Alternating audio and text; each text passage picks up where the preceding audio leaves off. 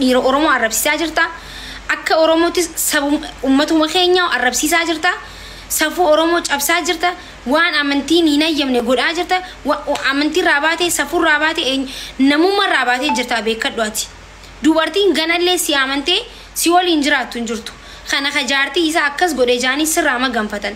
Olla aalii fi firaa fi saayiboonni hundi sirraa maganfatan isirraa osoo hin ta'in jechuudha. Ganaati jireenya kan keetu balleestiin jireenya balleesseettee jireenya kee balleessite jechuudha. Jireenya isiitiin balleesseetteeti taqaaraanii jireenya kee balleesti. Namni ganaa si amanee si waliin nyaatu hin jiru kan si waliin jiraachuu miti. Si waliin deemuu hin jiru. Si waliin nama jee harka si fuudhuu hin jiru. Because waan hin taane hojjete jechuudha. Akkamitti dubartii qullaa viidiyoo waraabdee sanuu jaartii tattee bara. Fireendiin illee ni jira bara namni fireendi ta'e wal xabbasee wal miira keessa wal galchanii viidiyoo walirraa post godhuun numa jira bara. Namni dubartii ilmoo qabdu takka irraa akkamitti viidiyoo waraabee post godha. Guys, kunama isi khabaja isi buusu si fakkaate siitu khabajaa buusu because mana keessa jirti qumxaa uffattus ta'e xumaazaashaa uffattee mana keessa malee isiin akkasitti nama bahuus miti ani dubartii muslimaatii qullaa akka nan baasne itti iyyuutu jirti jireenyi isii guutuun sila akkasi qullaa ta'e jechuun waan isiin qabdurraa waraabdee post gootee illee xiqqashoo garuu isii mana keessatti osoo isiin firraa quban qabaatiin viidiyoo waraabdeef saniifu nu hundi keenya waan isiin badii akka qabne ni beekna siitu badii qaba ati amma isiin akka badii qabdu namni hundi akka irratti harka laatu namni hundi akka isii ajandaa godhatee isii dhiibuuf isiin hin dhiibamtu siitu dhiibama malee ammallee asirratti waan beekuu qabdu jechuudha. Nuti qarreen Oromoo isii maddii jirra isii maddii dhaabbannaa amma booda tiktookii kanarratti deebistee dhugaa ijjannoo dhaggeeffadhu ergaa fi viidiyoo waraabaati ergaa fi guys amma booda waan takka post goote taanaan tarkaanfii sirratti fudhannaa jechuudha. So bikka ati jirtutti tarkaanfii sirratti fudhanna. Kuni dhaabbatu qaba. Dubartii doorsisuun dubartii irratti waan akkanaa gaggeessuun dubartii akka isiin mataa qaqqabattee jireenya isiin jiran mana namaa keessatti sammuun na wareertee jirti jechuu jirti. Mana namaa keessa hojjetti. Ilmoo si baadhatteeti bar ilmooteeti barte. Ka isiin baadhattee ilmooteeti bar. Ilmoo isaa baadhattee jechuudha. Maaliif suuraa kiyyaa fi qaama kiyya qullaa walii gadi deema Oromoo qeerroowwan Oromoo ijoollee keenya ijoolleen baay'ee jira arsiin argee jimma baay'ee jirtanii inni maal taphataan intala Oromoo takka obboleettii keessa yaali biyya namaa keessa sammuu kiyya na nyaatame daa'ima wajjin. Obboleettiin keenya kun hedduu tokko miidhamtee jirti bira dhaabbannu qissaan akkana. Isiituu biyya gartee Arabaa osoo jirtuu heerumtee ilmoo walirraa argatanii inni qabamee biyya bu'e natti fakkaata. Sana booda maallaqa na ergii je'een isiin ilmoo baateerti beeka. Maallaqa waan argituuf hin qabdu. Kottuu biyya galii je'een wanni biyyaa ba'eef jijjiiramee biyyatti deebi'uu fi biyyatti hin galuu jettee dedde. Sana booda jaalala gartee amma dura wajjii dabarsaaraan hunda hiccitii uffata qullaa wajjiin poostina gochuu jiraa jette. Warri musliimota Rasuulii sallallahu alaihi wasallam akkana jedhan. Ummanni keenya kanumatti horii ta'ee jiran. Bar wal jibbuu illee numa jira yoo wal jibbe namni jaalala wajjin dabarse kamiin irraanfata namni. Rasuulli akkana jedhan sallallahu alaihi wasallam. إن أشر الناس عند الله منزلة يوم القيامة الرجرتي شرين ما ربي برتي وجاك ياما الرجل الذي يفضي إلى امرأته قرباء سجرتي حال أمانة ساتي كون نمتيرا وتي سيلي سولين شفته ثم سنام بودا هيجتي ولين دبر السنسنة قد به نما دبتو نما هيجتي صفات الرسول صلى الله عليه وسلم يولي والأبدن ركون قدوك سنتي أرقمي ولا تنسوا الفضل بينكم جاللا في خبجا في جرومي ولين دبر سنسنة أكن إرام فني ساعاتي آرتنتي يا رب سبحانه وتعالى يا بود إيرون نيجرتي دبرتي ميتن أمانة ربيتي رب سلاد ربين دنيا رسول تنسين راكفلا هندي كسر شرقودا فيديو كنا ورك كان حجة ربي نهاي دبرتي لي إيران ظلمنا إيرلي دبرتين ظلمنا ربين قرتي ظالم ربي ننتهيشين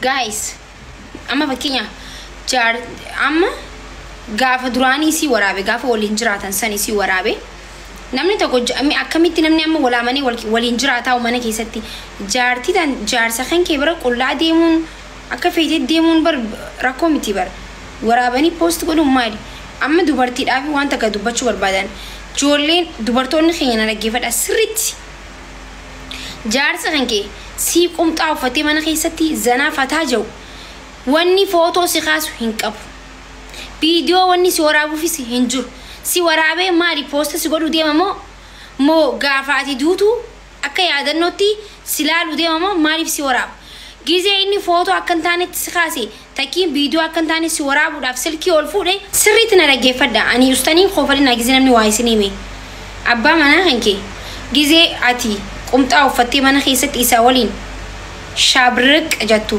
yoo footoo sin kaasa sin jee nan kaasinii jeen I don't like jeen afaan ingiliffaatiin yookiin immoo hin barbaadu jeen yoo footoo si waliin kan barbaade akka jaartii namatti uffadhuutii uffata sattaradhu akkasitti suuraa waliin ka'e suuraa yaadannoo yoo barbaade jechuudha suuraa qullaa waliin ta'u inuman ka'in because hin beekamu dhiirti alagaa alaati jechuun walii ku dandeessan bultiin tun hin beekamtu arra waliin jiraachuu malee booru waliin jiraachuu hin beektan saniifuu jaarsa jechuun walii ku dandeessan atis deemtee kabraa waliin jiraachuu isiin kaleessa gaarii waan walii yaadanii waan jireenya bareedaa waliin dabarsaniif ilmoo dhalteefi miti ilmoo deesseefi bar akkana na godha etteetii miti bar sila akkana isii godhuu beeke ilmoo miti guyyaa takkaa wayii waliin bulti hin bultu so kanaafuu suuraa yoo isinin kaasajee shaanxaa lakaayaa fi ijannoo keessan dubartoota na dhaggeeffadha koomaa hiree akka koomaa hireetti si waliin kaayoo siin jee hin dhagayin dan yoo suuraa si waliin kaa'uu barbaade uffata nagaa uffadhu suuraa waliin ka'i kana booda wanni jaartiidha bira jirta atuu daawwitiidha maddii jirta ganamaa galgala si laaluu danda'a si qabatu danda'a si dhungatu danda'a wannummaan suuraa si kaasu maal inni eessatti deema ka suuraa si kaasee ganamuu jechuun waliin jiraattanii maaliif suuraa si kaasa hin ayyaminiif viidiyoolee eessatti hin qabeetu hin ayyaminiif sun diraamaa sirratti dalaguu deema waan ta'eef jechuudha sammuu keessan hojjechisiisaa itti aansuun warroonni dubartii aboo kottu maal natti ergata kun warroonni dubartii viidiyoo waraabdanii isiin salphiseettanii olii gad deemta miidiyaa kanarratti jaarraa ajaa'ibaa isin galchaa fixadhu dura jaarraa warri gastii isin galchaa fixadhu jaarraa 21ffaa keessa jira jaarraa 21ffaa jechuun dhaloota qaroomee jira dhaloota immoo hin qaroomiinitu jira jechuudha nuti dhaloota qaroomee jechuudha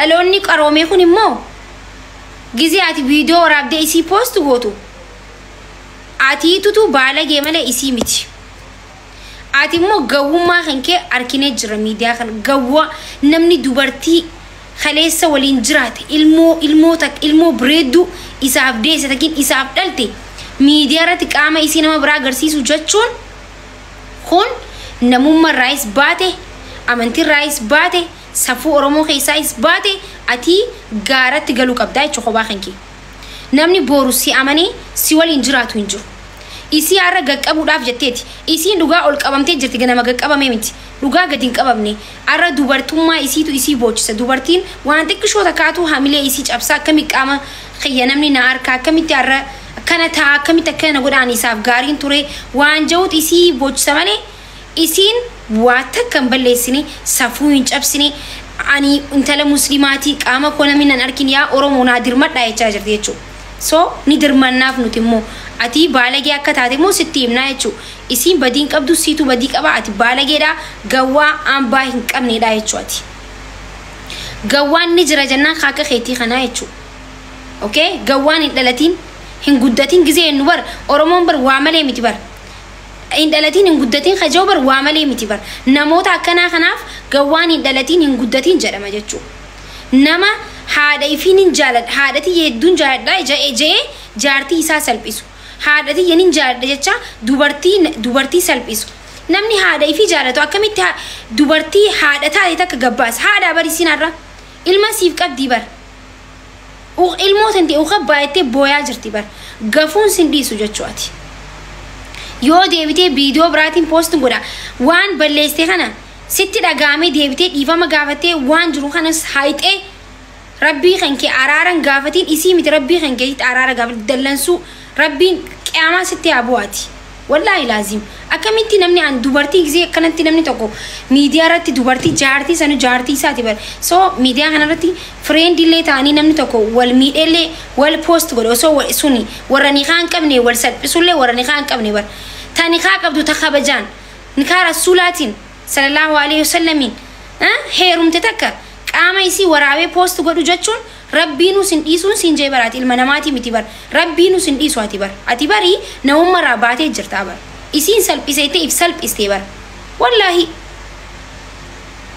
kanaafuu amma booda garuu dhugaa viidiyoota kana booda post godhatee miidiyaa kanarra yoo kaga deemtu taate miciyyoon nama qabdi oromoo qabdi dubartoonni hundinuu isii waliin jirra jechuudha sigalee dubartiin sirra jiguura gaarii sirra jiguu wayya obboleessa kiyya dubartiin sirratti hin jigin dubartoonni nuti maddii dhaabbannaa jechuudha sigalee miti dubartiin lolte taanaan biyyi tunuu ni galabbaxamti na dhagaye dubartii waliin safaaxaa dhaaba warri as gubbaa baatanii dubartiin salphisneetanii gamana jettan jechuudha okay dubartiin yoo haate dhiira caalti beeka dubartiin yoo achi loluu haate dhiira akka caallu beekuu qabdan gaafa murteessinee garaa hidhanne tokkollee nu qabuu hin danda'u jechuudha dubartiin gaafa garaa laafattee isiniif gajjattee isiniif nyaata isinii goote isin nyaachistee isin olii gad isinii goote akka isin bashannantaniif qumxaa uffattee mana keessatti olii gad gisee deemtan bari isin gammachiisuudhaaf fataa akka jettaniif malee dubartiin gawwaa taatee miti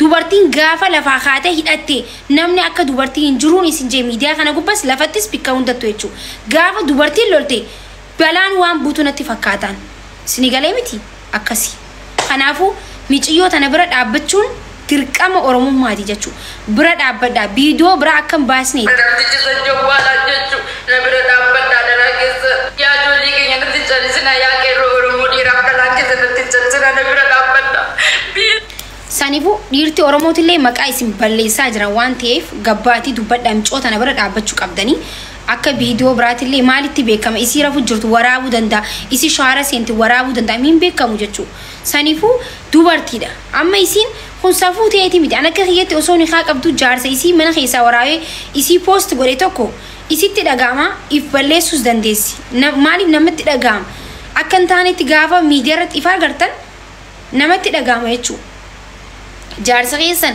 khaysiin silaa kabajjanii ilmoo irraa dhaltaniif tokko gaafa miidiyaa irratti post isin godhe murtii addaa tokko isinitti dhaga'ame murtii fudhachuu dandeessan kanaafuu micoon tun akka waan takka hin taaneef hundi keessanuu isii bira akka jirtan si bira jirra jaanii hundi keessanuu viidiyoo hojjedhaa qaalicha kana irraa dhorkuu qabdanii deebisee akka viidiyoo tiktaakii isaallee riipoorti godhaa ni goona jechuudha tiktookii isaa dhaqaatii viidiyoo isii post godhee jira baay'izawee anoo arkeen jira warri hin argine viidiyoo isii argitanii jirtanii dhaqaatii viidiyoo san irratti riipoorti godhaa irraa dhaamsa lammada yoo gad deebisee ka post godhu taate immoo tarkaanfii irratti fudhannaa jechuudha hiisisullee dandeenya mana hidhaa Suudi Arabiyaatti nama dubartiidhaan dhufe nama haadha takka salphisee ifiifuu salphataadha waan ta'eef wanni oromoodhaan nama keenya jaanii garaa laafunuuf hin jiru jechuudha inni haadha jaartii isaa ta ilmoo isaa deesseedhaaf garaa hin laafin kun nama tokkoofuu garaa laafuu qabu nutilleen immoo garaa laafuu qabnu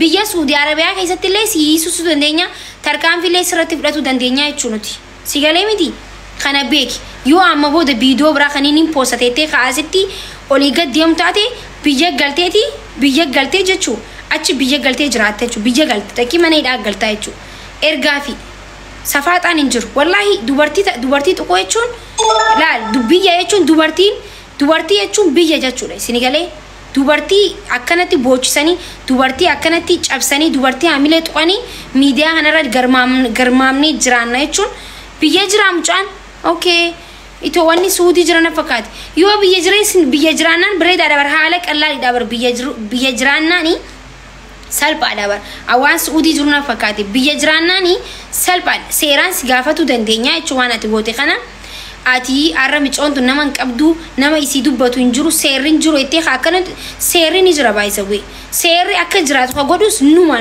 nama biraatii miti seerri waan kana irratti illee akka murteessu akka laalu ka godhu danda'us ummata miidiyaa kana miidiyaan guutuutti ummanni kun hundinuu gabbee waan kana irraa yoo dubbate irratti murteeffame mucqaalicha kun hidhamuu danda'a jechuudha. Yoo biyya jiraate bara haala salphaadhaa jechuudha. Biyya keessa teessee yoo miiciyyoo akkana kaboochisaa ta'e isiin na biran jirtu waa takka hin fiddu jettee akkana jettu taate isiin dubartii Oromooti hundi keenya obboleeyyan isiiti.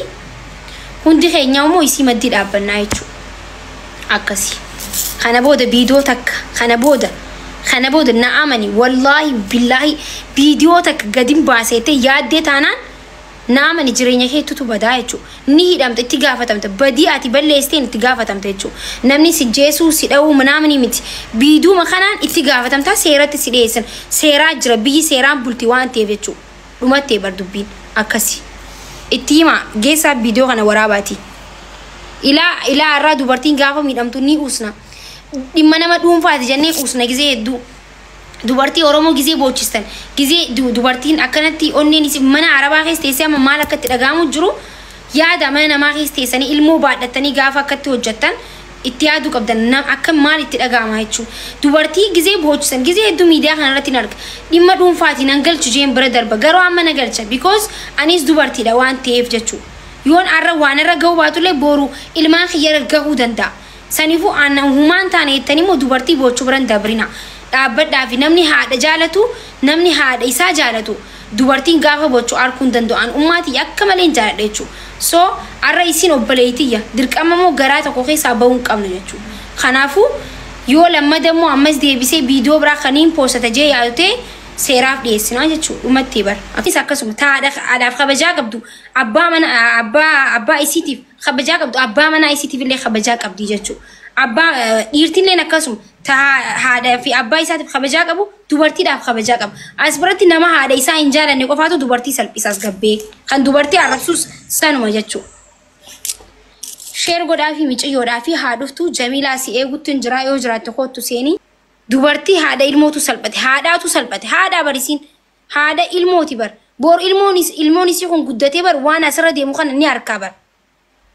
Abbaan kan kee ilmoo abbaan kan kee haadhatee akkana godhe gaafa jaamuu jira bar.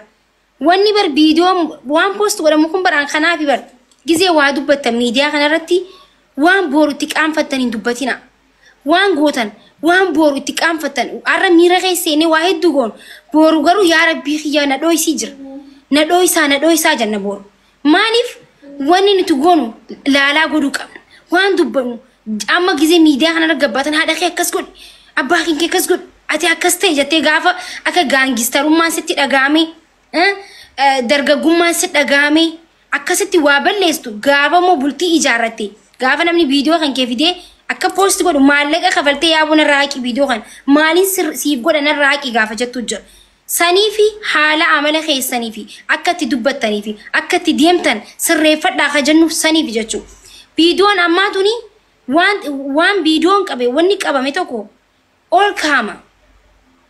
Waan kaameraan qabee fi waan kaameraa fi wanni waaqa qabee kuni gaafa bikka tokko gaafa jijjiirama guddaa fiddan tokko isin salphisuudhaaf warroota kana baasutu jira.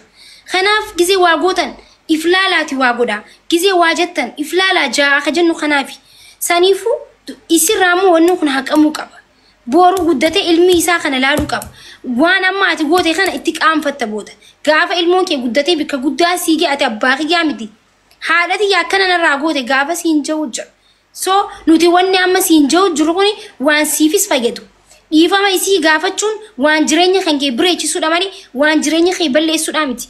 Ati dhiifaman gaafadhu abbaa irrummaan natti dhagaama ittee yoo ka dhiifaman gaafatiin taate yoo ka isirraa viidiyoo hin balleessin taate mana hidhaa seentaa ni hidhamta murtii fudhattaa jechuudha. Garuu dhiifama wanni caaleen jiru dhiifamni jiruu kee bireechisa malee jiruu kan kee fokkisu.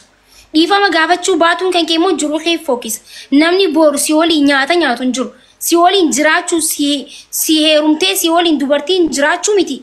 Ta nyaata si waliin nyaattu ni jirti jee yaadu. Namni jaartii haadha ilmoo akkana godhe boru anas akkana godhe dubartiin si dheessiti. Dubartiin baranaa dubartiin amma waan ati goote si ilaalti tarkaanfii kee si ilaalti waan ati irra jirtu si ilaalti. Kanaafuu dhiifama godhuun jireenya kee bareechisuudha. Gabbahii dhiifama gaafadhu viidiyoo irraa haqii haadha ilmoo teetitii kabajamuu qabdii jechuudha. Dhumattee jirti viidiyoo kana wanni hundi keessanuu waraabaatii fi ergaa fi yoo as jala jiraatte immoo kootu seenii TikTok keekiilee arkeen jira. yoo as jala jiraatte kootu see